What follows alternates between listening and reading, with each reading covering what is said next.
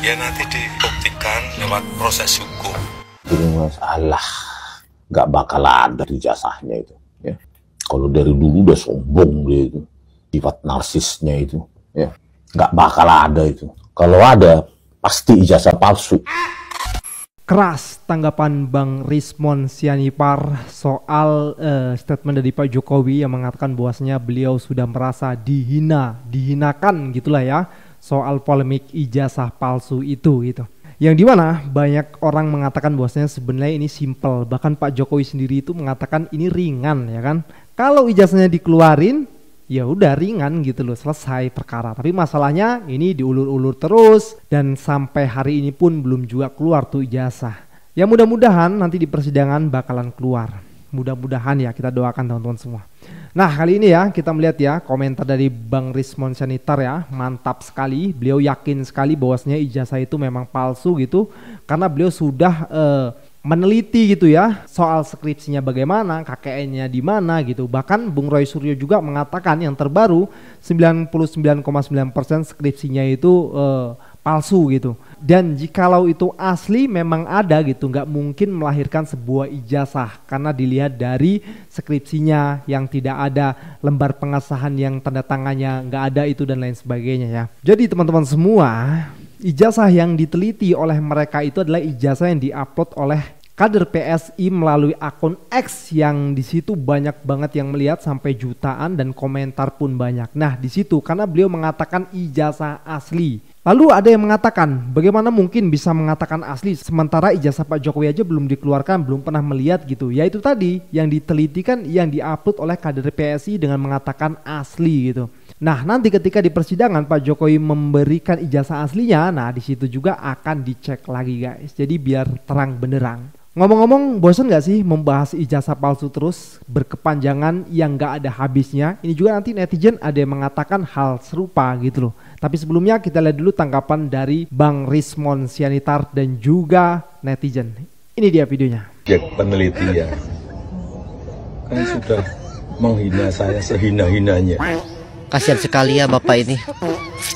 Yang sabar ya Pak. Namanya juga hidup. Kadang ada yang menghina dan ada juga yang merasa terhina. Saya mau bertanya kepada Bapak, apakah ucapan ini dari lubuk hati Bapak yang paling dalam? Karena seperti yang sudah-sudah, ucapan Bapak itu suka sen kiri, belok ke kanan. Ini masalah nggak bakal ada ijazahnya itu. Ya. Kalau dari dulu udah sombong dia itu, sifat narsisnya itu, ya nggak bakal ada itu. Kalau ada, pasti ijazah palsu. Bang Rismon Sianipar ini anak abah atau bukan ya? Jadi ini bukan masalah anak abah atau bukannya ya, tapi ini masalah pencari kebenaran ya. Nah, jadi ingat dulu ya, yang membuka pertama kali membuka tabir kepalsuan ijazah Jokowi ini yaitu beliau adalah Bambang Tri ya. Dia yang membuat buku Jokowi Undercover ya. Dia sempat dipenjara dan akhirnya dibebaskan. Tapi setelah bebas nggak ada kapok-kapoknya gitu kan, bersuara lagi terkait asal-usul Jokowi termasuk ijazah palsunya ya. Nggak ada kapok-kapoknya karena dia menyuarakan kebenaran ya. Jadi nggak ada rasa takut, nggak ada takut-takutnya ya di penjara tuh, nggak ada apa-apanya gitu kan. Jadi ingat ya, Bambang Tri dibungkam ya, akan muncul Bambang Tri yang lainnya ya. Ya seperti sekarang ini bermunculan Bambang Tri ya. Seperti Bang Rismon Sianipar, Dr. Tifa, Roy Suryo dan banyak lagi ya. Mereka bersuara gitu kan dan semakin memperjelas, menemukan bukti-bukti ya, novum baru ya. Jadi satu dibungkam akan bermunculan yang lainnya ya. Patah satu tumbuh 1000 ya. Ternyata punya ijazah lain yang ternyata penomorannya benar, fotonya juga benar, penulisan namanya juga benar, dan kemudian skripsinya juga benar. bahwa itu skripsi dia, ada tadi saya katakan tanda tangan lengkap dari baik itu pembimbing pertama, pembimbing kedua, penguji pertama, penguji kedua, dan kemudian diuji pada tanggal berapa, lengkap memenuhi syarat-syarat pengesahan skripsi. Itu yang kemudian kita bertanya, mengapa persoalan ijazah ini yang diawali muncul pada 2016 ketika ada buku Jokowi Undercover, dan kemudian terjadilah yang dia sebut dengan drama ijazah asli atau tidak asli Jokowi, yang kemudian sampai detik ini ternyata belum berakhir. Kalau ternyata Jokowi punya ijazah asli dan kemudian juga skripsi asli, apakah 3 atau 4 orang dilaporkan ke Polda Metro Jaya itu bisa disalahkan? Saya sebagai seorang ilmuwan tentunya bisa berani mengatakan tidak bisa disalahkan. Kenapa? Yang analisis dia, kesimpulan mereka, dan juga pandangan-pandangan mereka itu didasari oleh informasi yang ada, yang mereka terima. Apa yang ingin saya katakan di sini, berarti Jokowi menyimpan informasi lain. Berarti Jokowi itu juga misalnya tidak ingin persoalan ijazah asli atau skripsi asli atau palsu ini berhenti secepat mungkin. Lalu apa gunanya memperpanjang persoalan ini sampai berlarut-larut ya, bahkan mencapai hampir disebut boleh dikatakan 9 tahun ya. Apalagi kalau ini dimasukkan dengan apakah ijazah Jokowi itu adalah titelnya Dr. Andes ya, ketika dia mengajukan diri untuk menjadi wali kota Solo, ini akan jauh lebih lama lagi. Lu masih percaya sama Roy Suryo? Hebat banget kalau masih percaya. Mau Roy Suryo atau Pak Jokowi, dua-duanya lagi main drama. Kenapa gue bilang gitu? Logikanya sederhana. Roy Suryo itu paling ngotot bilang ijazah itu palsu, tapi di saat yang sama mantan menteri yang nggak hafal lagu Indonesia Raya pernah dipenjara cuma ngelihat ijazah itu dari foto yang tersebar di sosial media. Lah kok dia bisa percaya banget itu emang ijazahnya Pak Jokowi, padahal cuma di foto unggahan orang lain. Gimana kalau itu ijazah yang emang diedit terus disebar terus dipakai untuk memfitnah Pak Jokowi? Lu kalau mau mengklaim palsu atau asli, lu harus tahu dulu yang asli itu yang mana. Sederhananya begono. Lah, ini ijazah yang difoto dipercaya sebagai ijazah asli. Kalau ternyata ijazah itu emang diedit terus disebar, kan jadi palsu ya? Kalau ternyata Pak Jokowi pegang yang nggak diedit dan asli gimana? Untuk Pak Jokowi, kenapa kalau emang merasa ijazah itu privacy, kenapa Bapak nggak laporin orang yang nyebarin ijazah di sosmed, tapi malah ngelaporin orang yang curiga? Rakyat yang curiga. Ayolah, berhenti bikin drama-drama kayak gini. Kata netizen, gimana Indonesia mau maju? Negara lain udah bikin robot, di Indonesia masih adu otot. Stop drama-drama kayak gini, pusing. Daripada gua nampil di FYP lu terus. Gue yakin sih drama ini gak bakalan selesai kalau Pak Jokowi gak ngeluarin ijazah yang asli dan terus setelah itu diperiksa, diteliti beneran asli apa enggak. Gak bakalan selesai, kalau gak ada ujungnya gitu. Nah, yang kedua gue pengen menanggapin ya, kenapa Bung Roy Suryo CS yakin betul bahwasanya ijazahnya palsu melalui ijazah yang diupload oleh kader PSI. Nah ini nih, karena yang upload itu kader PSI dan si kader ini mengatakan bahwasanya ijazah itu asli. Nah inilah akhirnya menjadi objek penelitian mereka gitu loh. Sementara kalau mau meneliti yang asli kan dipegang Pak Jokowi dan gak boleh dilihat, gimana mau menelitinya. Ya bener juga. Kalau memang ada yang asli dan benar itu asli, kenapa nggak melaporkan yang upload saja ya? Pertanyaan baru nih. Kita lanjut. Ada yang cair nih kayaknya.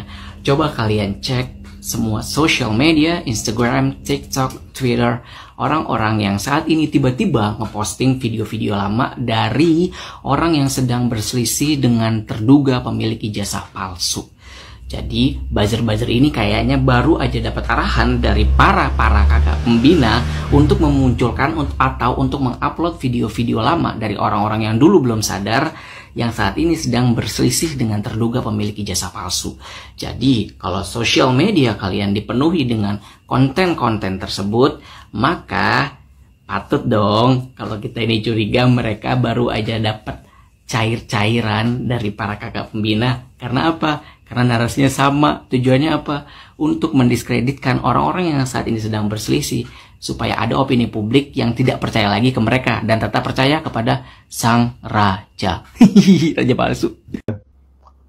Jokowi selalu mangkir, sen kanan belok kiri, sen kiri belok kanan. Inilah pemimpin yang dulunya pernah memimpin Indonesia seberapa 10 tahun, kacau balau, hutang menumpuk segala macam. Ya, sudah ditunggu di PN Surakarta malah mangkir. Kemarin ke Patikan, ini lagi mangkir ke Polda. Parahnya orang ini, bah. Ya, mantan presiden tidak tunduk taat pada hukum. Ya, harusnya kan kalau dia benar mantan presiden yang benar, ijazah UGM-nya asli, ya harusnya ya datang gitu loh. Apa takutnya rupanya? Ya kalau ijazahnya palsu ya wajar ya. Temuan dilakukan sentimen analisis oleh Don Emprit ya, katanya di X itu atau di Twitter itu 70% sentimen negatif. Bukan terhadap saya, tetapi terhadap Joko Widodo. Itulah, bayangkan. Sentimen negatif di X, ya, 70% terhadap Joko Widodo. Ya, semakin lama Joko Widodo ini menghindar, menunjukkan ijazahnya ke publik, maka sentimen negatif ini akan bertambah terus 80, 90, sampai sisanya ya cuma buzzer penjilatnya aja yang akan bertahan untuk memujanya ya. Apapun kajian ilmiah ya tetap aja mereka bantah. Yang penting Jokowi pasti lulus, nggak mungkin. Sudah di KPU segala macam, nggak mungkin ya. Baris Krim Polri aja laboratorium komputer forensiknya menipu. Kalau menurut feeling Kang Rizal ya, ini akan bergerak sampai kemudian ke tahap pengadilan, ya kan? Paling tidak ke kejaksaan dan kemudian ke pengadilan. Ataukah ini cuma omon-omon saja, cuma untuk ya menghibur-hibur saja dan lain sebagainya, proses yang Kang Rizal lalui ini? Kira tergantung kekuatan yang Bareskrim juga. Ya. Kalau yang Bareskrim ini desakan juga publik juga pengawasannya kuat, mendorong, mungkin bisa memperlemah proses yang ada di Polda atau di Polres gitu, karena menjadi sangat rasional dan berdasar hukum kan kalau didahulukan yang ini. Cuman yang tentu kita khawatirkan yang itu gencar, yang ini formalitas gitu. Atau paling sialnya seperti Gus Nur dan Bambang Tri terutama, ketika dibutuhkan untuk menjadi saksi sudah ditahan dulu, ditangkap dan ditahan. Padahal kita butuh Rismon, Roy Suryo untuk memeriksa keaslian dokumen itu kan. Itu jadi mungkin itulah masuk ke ranah politik sebenarnya gitu. Jadi ini pertarungan ini bukan semata-mata pertarungan hukum gitu. Ini juga pertarungan politik, berarti partisipasi politik publik itu dibutuhkan gitu untuk apakah menyerah begitu saja dengan kekuasaan politik yang mengotak-atik hukum atau kita melakukan perlawanan gitu. Di hukumnya lawan. Ini sudah jelas kita melakukan upaya ini berdasarkan due process of law, kan? Kita menghormati prinsip negara hukum, tidak menggunakan parlemen jalanan dan lain sebagainya. Kalau dia belokkan berarti kembali lagi ini negara kekuasaan, bukan negara hukum gitu kan, begitu. Memang belum tentu Pak Jokowi salah, tapi yang penting diproses dulu kan. Proses dulu, bahkan secara berimbang gitu ya. Yang kita dorong kan sampai ke uji forensik. Itu artinya sampai situ aja dulu lah. Gitu kan, sehingga nanti semua mengandung risiko dari situ. Baik Pak Jokowinya maupun kita-kita semua. Karena saya ingat Kang, di pengadilannya Gus Nur dan Bambang Tri, itu pengacara atau penasihat hukum Gus Nur dan Bambang Tri sampai ngomong begini, hadirkan ijazah aslinya. Kalau ijazah aslinya memang hadir, kurang lebih ya, saya dengar dari Husni, udah hukumlah terdakwa ya kan. Tapi nggak pernah dihadirkan, tapi tetap dihukum juga. Bahkan tuntutannya maksimal 10 tahun dan hukumannya 6 tahun sampai kemudian inkrahnya 4 tahun gitu ya. Jadi Kang Rizal sebenarnya in between ya, di satu sisi ragu tapi di sisi lain berharap ada ada gugatan atau gerudukan masyarakat opini publik ya. Karena menurut saya juga Kang Refli, ini kan suatu proses yang panjang. Yang tadinya Pak Jokowi itu sembunyi, gitu kan, nggak muncul dia. Tiba-tiba gitu kan dia muncul, apapun alasannya lah, gitu. Ini menunjukkan bahwa perang semakin terbuka, gitu. Makanya di dua perang hukum, ayo jalan lah, gitu kan. Tapi perang politik juga jalan. Ya, perang politik itu opini aja. Opini. Karena tidak boleh ada kerusuhan fisik kan. Kerusuhan yang di media sosial itu bukan kerusuhan ya, jangan lupa ya. Itu putusan MK. Tapi perang politik itu juga perlawanan terhadap kekuasaan yang sewenang-wenang. Gitu. Terutama penegakan hukum yang sewenang-wenang, ya kan? Begitu.